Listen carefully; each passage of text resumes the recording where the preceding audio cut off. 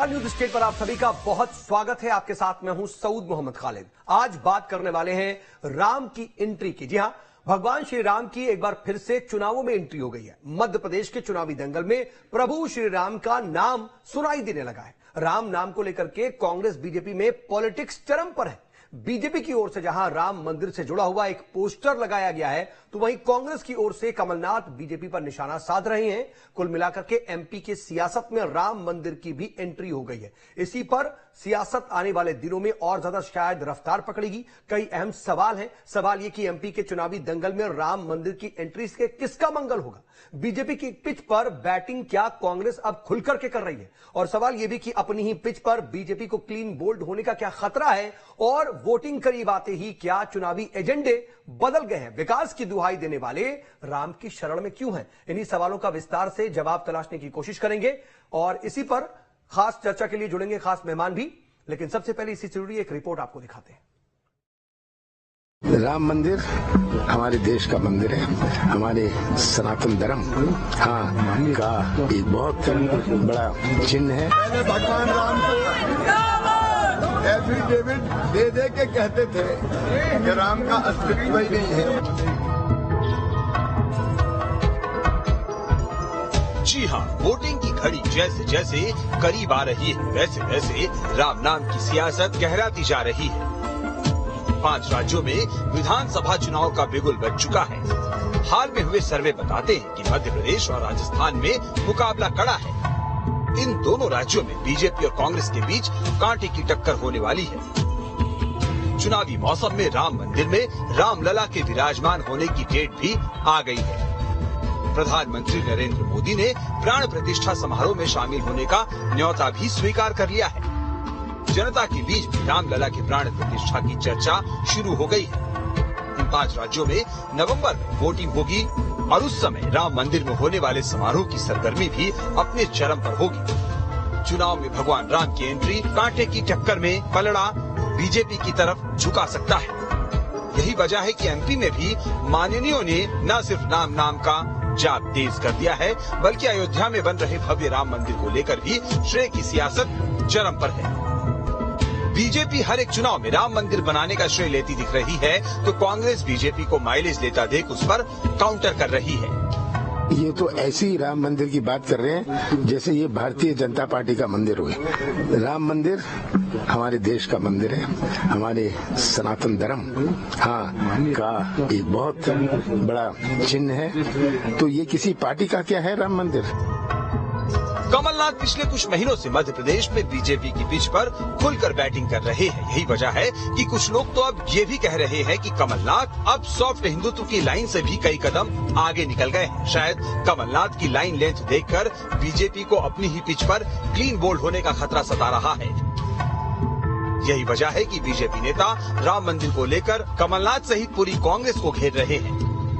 पहले भगवान राम को एफिडेविट दे दे के कहते थे कि राम का अस्तित्व ही नहीं है, काल्पनिक है। लेकिन अब जब देख रहे हैं भगवान राम के प्रति असीम श्रद्धा से भरा हुआ है। राम हमारी रोम रोम में रमे हैं, राम हमारी हर सांस में बसे हैं। तो ये देख के अब ये राम भक्त बनने लगे।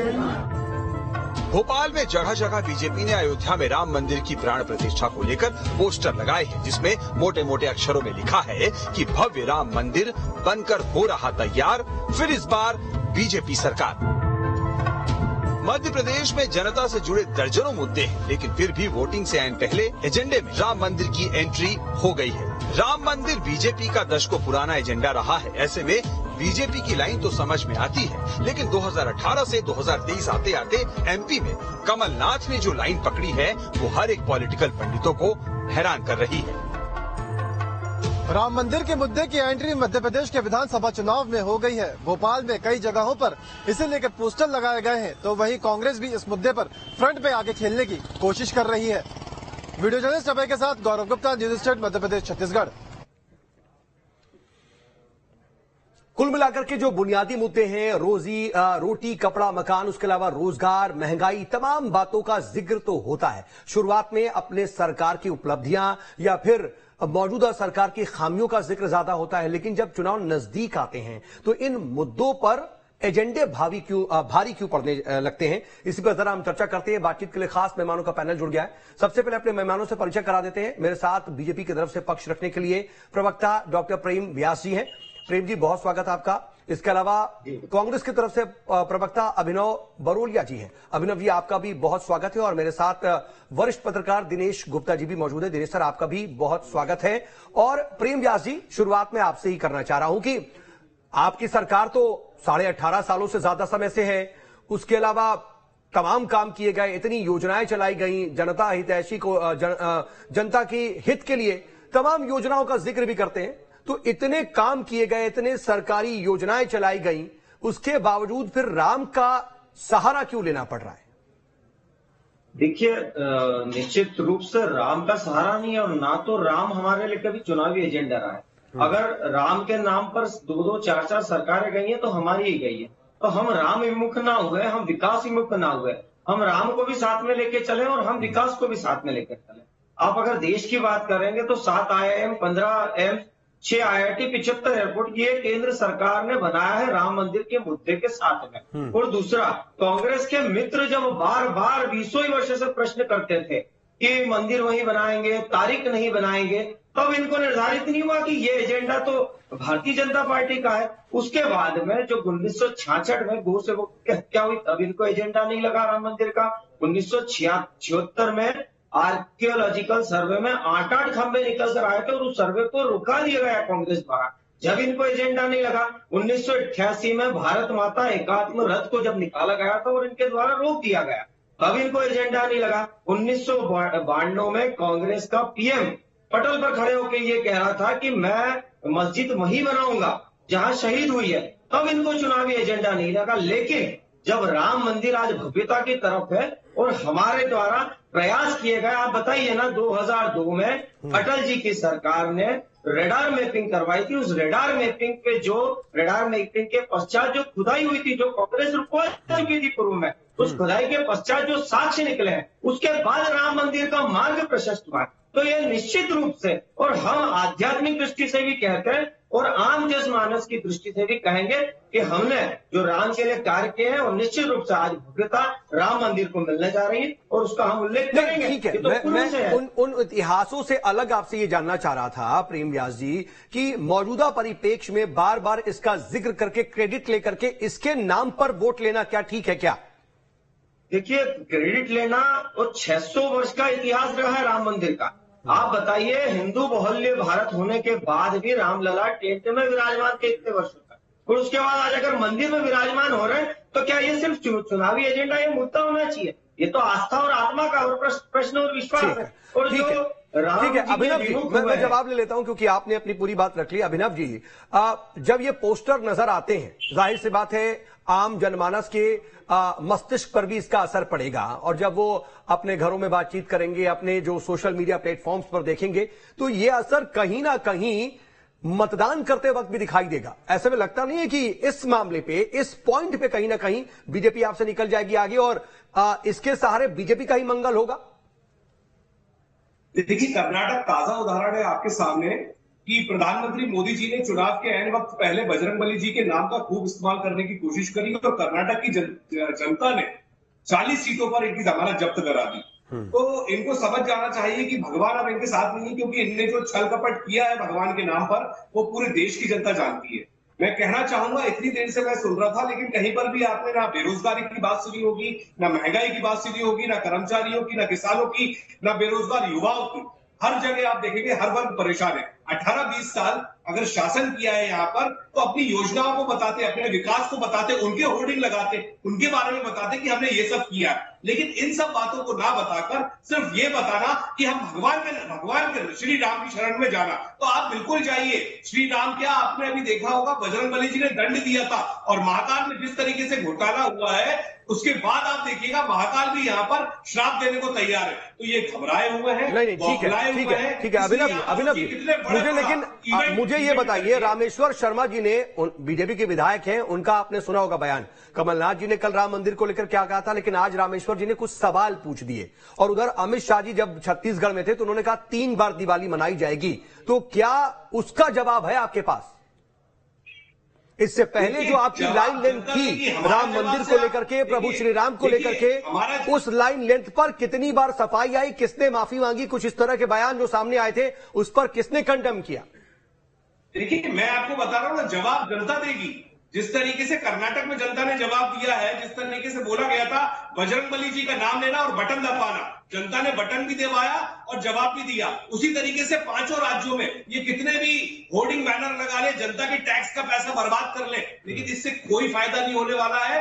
जनता को आज जो डिलीवर जो चाहिए, आज आपने क्या डिलीवरी दी? 20 साल 10 साल आपको वहां केंद्र में हो गए, 20 साल यहां पर हो गए, जनता परेशान है महंगाई से। आज ही प्याज के दाम आप देखिए कहां पहुंच गए, टमाटर सबको पता है, रोजगार 1 करोड़ बेरोजगार युवा मध्य प्रदेश में। नहीं, ठीक है, मैं समझ गया, लेकिन इस होर्डिंग को आप कैसे देखते हैं भाई? आपको भी पता है ना कि 2024 में आप सब लोग पूछते थे तारीख कब बताएंगे, राम मंदिर वहीं बनाएंगे लेकिन तारीख नहीं बताएंगे। आप लोग भी यही सवाल पूछते थे, अब तारीख सबको पता है, जनवरी का महीना सबको पता है। तो इस पोस्टर को आप कैसे देख रहे हैं? आपके भी कुछ लोग जाएंगे, जाहिर सी बात है पार्टी के लोग भी शामिल होंगे क्या?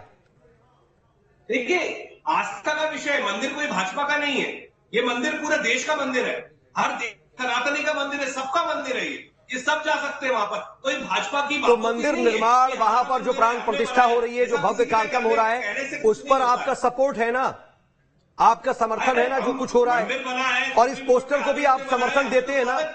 हमने तो दिए भी जलाए सर, सऊद जी, हमने तो दिए भी जलाए, हमारे कांग्रेस कार्यालय में दिए जलाए, तो हमें इससे कोई आपत्ति नहीं है। हमें आपत्ति इस चीज से है कि भगवान के नाम का सहारा लगातार ले लेके भावुक जनता, जो हमारी जनता है, उसको भावुक करके वोट लेने की जो राजनीति करती है भाजपा, अब उसको कर्नाटक में देख चुके हैं आप लोग सब। दिनेश गुप्ता सर, ये आप भी लंबे समय से देख रहे हैं कि तमाम जो बुनियादी मुद्दे हैं, देखिए कांग्रेस प्रवक्ता कोशिश भी कर रहे हैं कि बात भले जब राम की और प्रभु श्री राम की होगी, अध्यात्म की होगी, तो हम उस पर मुखर होकर जवाब देंगे, लेकिन बार बार खींच करके बुनियादी मुद्दों पर लाएंगे, रोटी कपड़ा मकान रोजगार और महंगाई। लेकिन बीजेपी तमाम वादे, तमाम दावे और तमाम योजनाओं के बाद भी इस तरफ क्यों आने पर मजबूर हो जाती है? आप देखिए कि कितने देश में ऐसे चुनाव होंगे जिसमें राम मंदिर को मुद्दा भारतीय जनता पार्टी ने बनाया, तो कितने चुनाव जीते आप पूरी एक जो है देख लीजिए जब से ये मुद्दा है। और आप देखिए ना कि 2014 में जब आप चुनाव जीते थे लोकसभा का, उस वक्त क्या राम मंदिर मुद्दा था? नहीं था राम मंदिर मुद्दा। 2019 में राम मंदिर मुद्दा नहीं था, है ना? ठीक बात आप कह रहे हैं, बहुत हुई महंगाई की मार, भ्रष्टाचार की मार, इन मुद्दों को और विकास के एजेंडे को सामने रखा गया था। जनता के जो मुद्दे थे उससे आपने कनेक्ट किया। मेरा तात्पर्य ये है कि इस देश में राम मंदिर एक अलग विषय है, जनता के मुद्दे अलग विषय है। ये जो पोलराइजेशन पॉलिटिक्स देश में हो रही है, इससे हर वर्ग को ये एहसास तो है ना कि उसका क्या नुकसान हो रहा है। और राजनीति में आज आप देखिए यदि धर्म का इस तरह से इस्तेमाल हो रहा है कि चुनाव आयोग ने ये अनुमति दे दी कि प्रचार में आप धर्म का उपयोग कर सकते हैं। हमारे यहाँ तो ये कहा जाता है कि आप धर्म का उपयोग नहीं करें चुनाव प्रचार। तो ये जो मर्यादा आप लांग रहे हैं वो मर्यादा पुरुषोत्तम राम की नहीं सर। मैं चाहूंगा जब आपने इसका जिक्र छेड़ ही दिया है तो इसको जरा रेखांकित करते चले कि आदर्श आचार संहिता लगी हुई है, तो क्या इस तरह के पोस्टर्स की इजाजत है? आपकी समझ जो आप जानते हैं आचार संहिता के नियमों को, उसके मुताबिक मेरे हिसाब से तो इस तरह का उपयोग नहीं किया जा सकता, क्योंकि ये भारतीय जनता पार्टी का पॉलिटिकल कोई एजेंडा नहीं था, ये विश्व हिंदू परिषद का एजेंडा था। विश्व हिंदू परिषद कोई चुनाव नहीं लड़ती है, वो आरएसएस का या भारतीय जनता पार्टी का उनका कोई रिश्ता हो सकता है। ये सरकार नहीं बना रही है मंदिर बना रहा है ट्रस्ट। नहीं तो सर क्या मजबूरी हो सकती कि कांग्रेस इतना मुखर नहीं हो रही है? अगर ये आदर्श आचार संहिता का उल्लंघन है तो इसकी शिकायत तक भी कहीं से कोई बात नहीं आई, इसकी आपत्ति दर्ज नहीं कराई गई। अभी हम बात कर रहे थे तो हमारे साथ मौजूद हैं अभिनव जी, वो भी इस पर आपत्ति नहीं दर्ज करा रहे। कोई मजबूरी है क्या? शायद एहसास होगा कि नहीं, बिल्कुल मजबूरी है। जो भारतीय जनता पार्टी चाहती है कि पोलराइजेशन हो जाए, कि कांग्रेस मतलब आप चुनाव आयोग गए, तो पहले ही आपके ऊपर होगा कि आप तो भाई राम मंदिर विरोधी हैं और राम विरोधी है, सनातन विरोधी है ना। तो यही तो कांग्रेस इस बार कर रही है, टैक्टफुली काम कर रही है। आप ये देखिए राम मंदिर के शिलान्यास के वक्त कितनी कांग्रेस की लोगों ने चंदा दिया और प्रचार कराया, पहले तो नहीं कराते थे। क्या पीसीसी पे मध्य प्रदेश में आपने भगवान श्री रामचंद्र जी का कोई पोस्टर देखा था पहले? कभी नहीं। तो ये सारी चीजें हो रही है ना, आप कांग्रेस के नेता कथा करा रहे हैं ना। तो जो नहीं सर, जयपुर में मीटिंग में तो हमने ये भी सुना था कि कितना बवाल हुआ था कि सॉफ्ट हिंदुत्व और हिंदुत्व को लेकर के चलना है या नहीं चलना है, और यही कमलनाथ जी और दिग्विजय जी थे जो अड़ गए थे कि नहीं, इस मुद्दे को हम छोड़ के नहीं चल सकते। तो देखिए ना, वो तो चल ही रहे हैं सारी राज्य सरकारें। आप ये देखिए, ये तो मध्य प्रदेश में दिख रहे हैं, कल जो है आपको राजस्थान में भी दिख सकते हैं और छत्तीसगढ़ में भी दिख सकते हैं। तो आपके पास अल्टीमेटली आप सोचिए कि 19 साल की भारतीय जनता पार्टी की सरकार है, उस सरकार में आपको आखिर में किसके भरोसे जाना पड़ रहा है? भगवान श्री राम के भरोसे। तो यदि इस तरह की आपका है तो फिर फेस का क्या है? मुख्यमंत्री मामा है, वो बहनों के भाई हैं, उस वोट बैंक का क्या है? ये वो वोट बैंक भी आपको क्या खतरे में दिख रहा है कि कांग्रेस इतना बड़ा चैलेंज हो गई मध्य प्रदेश में कि उसने एक बार 2018 में सरकार में वापसी क्या की कि आपके हाथ पांव फूल गए अगले चुनाव में कि आप भगवान श्री राम को ले आए। और भगवान श्री राम मध्य प्रदेश सरकार की उपलब्धि। और जो आप टैक्टिकल बात कर रहे हैं सर, वो ये भी दिख रहा है कि अब देखिए, कमलनाथ ऐसी भाषा नहीं बोलते थे, लेकिन सीधे तौर पर कई मुखर बयान आ रहे हैं। आज तो सीधे कह रहे हैं कि जो है वो शिवराज जी को चेहरा बनाने से शर्म आ रहा है, कुछ इस तरह की लैंग्वेज, इस तरह की भाषा, तल्ख बयानी भी वो कर रहे हैं, बहुत सॉफ्ट, उतना ज्यादा तल्ख रहते नहीं थे। देखिए, टिट फॉर टैट, यदि आप जैसा करेंगे वैसे ही तो हासिल होगा ना आपको। यदि आप देखिए ना, राम मंदिर की यदि हम बात कर रहे हैं, अब सबसे बड़ा फेस क्या था बाबरी मस्जिद जब ढाई गई थी 6 दिसंबर की घटना में? उमा भारती। आज का राम मंदिर के साथ उमा भारती है क्या आपकी कैंपेन में? आपकी कैंपेन कमेटी में है क्या? वो स्टार प्रचारक है क्या? तो आप सोचिए उन फेस को, आप लालकृष्ण आडवाणी को कितना याद करते हैं, जिन्होंने वो तो कहती है कई बार सार्वजनिक मंचों से कि मैंने अपना जीवन दे दिया इस पूरे के पूरे आंदोलन में और इस पार्टी को, ऐसी वो ये बाकायदा बोलने की कोशिश करती हैं, और आज वो स्टार प्रचारक में नहीं है। तो इसका भी मैसेज जा रहा है क्या? हिमालय इसलिए तो जा रही है कि उनसे क्या गलतियां हुई, उन्होंने क्या किया है, जवाब ले लेते सर। ये बहुत सारी चीज। हाँ, तो देखिए प्रेम व्यास जी, कहीं पर बाहर से परसेप्शन अलग है और अंदर खाने कुछ बहुत सी ऐसी चीजें हैं जो चालाक या फिर जागरूक मतदाता होंगे वो समझ भी रहे होंगे। देखिए, निश्चित रूप से प्रथम दृष्टया तो मैं ये समझ नहीं पा रहा हूं कि राम मंदिर एजेंडे से भारतीय जनता पार्टी को आज आदेश आने के बाद में, सुप्रीम कोर्ट के आदेश आने के बाद में अलग कैसे कर दिया जाता है। और उसके पूर्व में वही कांग्रेसी कृत्य आप देखिए, राजीव धवन जी ने नहीं, आप इस पर जवाब दीजिए, इस तरह के पोस्टर्स लगाना क्या नियमों का उल्लंघन है या नहीं? मेरी समझ से तो इस तरह के शायद, क्योंकि इसमें प्रधानमंत्री मोदी की तस्वीर है, शिवराज सिंह चौहान जी की तस्वीर है, बड़े नेताओं की तस्वीर है, ये शायद नियम इजाजत नहीं देते हैं इसके, अगर मैं गलत नहीं। मुझे भारतीय जनता पार्टी का जो निशान है वो कमल है। अब कमल अगर कहीं पर, अभी दीपावली का त्योहार है, अगर कमल कहीं लग जाएगा तो क्या वो भी आचार संहिता के अंडर में आ जाएगा? कांग्रेस का निशान पंजा है, और ये कहीं पंजा कोई देवी लेकर खड़े हुए उनकी मूर्ति लगा दी तो उसमें ले लेंगे। ये दोनों आप भी आपत्ति नहीं कर रहे हैं, आप भी एकदम ठीक है, जो हो रहा है होने दीजिए, आपके लिए भी बड़ी बारीक लकीर है, गले की हड्डी है जी। आपत्ति की बात नहीं है, मैं तो बिल्कुल क्लियर स्टैंड बता रहा हूँ अपना कि जनता के टैक्स के पैसे की किस तरीके से बर्बादी कर रहे हैं वो जनता खुद देख रही है। जनता को भी समझ में आ रहा है कि मंदिर नहीं भाई, इसमें बर्बादी क्या? आप तो बर्बादी कैसे बता रहे हैं? आप सोचिए, आप ये नहीं बता रहे हैं कि आपने किया क्या 20 साल में। आपने घोटाले किए, इसलिए आपको भगवान श्री राम का शरण लेना पड़ रही है। भगवान श्री राम का मंदिर और मोदी जी का फोटो लगा के आप जनता को भ्रमित करना चाह रहे हैं, उनकी भावनाओं से खेलना चाहते हैं। जनता आज परेशान है बेरोजगारी से, महंगाई से, तमाम जितने मुद्दे, संविदा कर्मचारी नौकरी के लिए परेशान है, सुसाइड हो रहे हैं, छोटे परिवार सुसाइड कर रहे हैं। अभिनव जी, मेरी एक बात सुन लीजिए, आज आपने प्याज और इस विषय के लिए तो बहुत सारी डिबेट्स पूर्व में हो चुकी है अभिनव जी अपने मंच में। शायद आप और मैं भी कुछ विषय डिबेट्स में महंगाई को लेकर, भ्रष्टाचार को लेकर अपन इस डिबेट्स में बैठ चुके हैं अभिनव जी, आप और मैं साथ में बैठ चुके हैं। आज मुद्दा है प्रभु राम, तो मेरे को लगता है इसी विषय में बात करें तो ज्यादा अच्छा होगा, क्योंकि आप ही के संबंधित लोग कहते थे कि मिले मुलायम काशी राम। ठीक है, नहीं मैं प्रेम व्यास जी एक चीज आपसे समझना चाह रहा हूँ, बार बार आप राम मंदिर मुद्दे को बीजेपी के साथ कनेक्ट कर रहे हैं, सुप्रीम कोर्ट के फैसले को आप कह रहे हैं कि बीजेपी से अलग कैसे कर सकते हैं। आपको भी मालूम है कि जब पूर्व प्रधानमंत्री राजीव गांधी का कार्यकाल था तभी कपाट खुले थे, उन्होंने ही राम राज्य का नारा दिया था। ये आपको भी मालूम है ना, तो फिर तो आप कांग्रेस को भी अलग मत कीजिए। जी बता देता हूं ना मैं आपकी बात। मेरे को लगता है 2 मिनट के लिए मेरी बात सुन लीजिए। आप बीच में बिल्कुल सुन रहा हूं। शायद बात पहुंच नहीं पाती। आप बताइए 1986 में जब ताला खुला था तो राजीव गांधी जी ने खुलाया था, कोर्ट के आदेश से खुला था। उसके बाद वहां पूजा अर्चना प्रारंभ हुई थी 1989। वो कोर्ट का आदेश, ये कोर्ट का आदेश अलग। शीला पूजन हुआ था वो भी कोर्ट के आदेश से हुआ था।